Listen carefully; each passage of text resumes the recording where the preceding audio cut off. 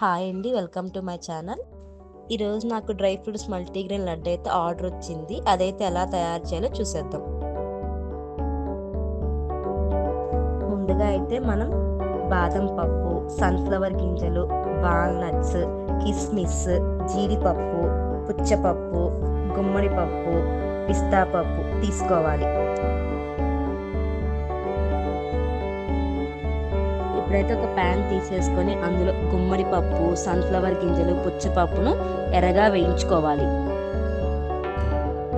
ఇవి ఎర్రగా వేగిన తర్వాత ఒక ప్లేట్లోకి అయితే తీసేసుకొని అదే ప్యాన్లో బాదం పప్పు, జీడిపప్పు, వాల్నట్స్, పిస్తా పప్పు, కిస్మిస్ను అన్ని ఎర్రగా వేయించుకోవాలి.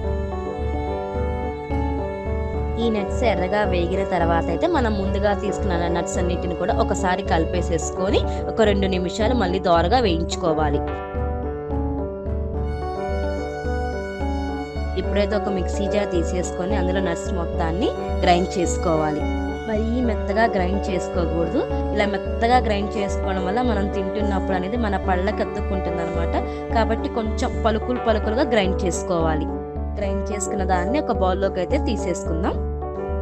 దీంట్లో కొద్దిగా నెయ్యిని పోసుకుంటూ ఉండలుగా చేసుకోవాలి.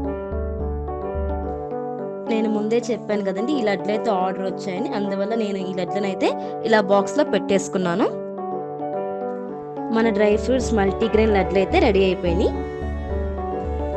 ఈ లడ్డూనైతే రోజుకొకటి తినడం వల్ల మన కంటి చూపు, కండబలము రెండూ పెరుగుతాయి. Thanks for watching. Please subscribe my channel.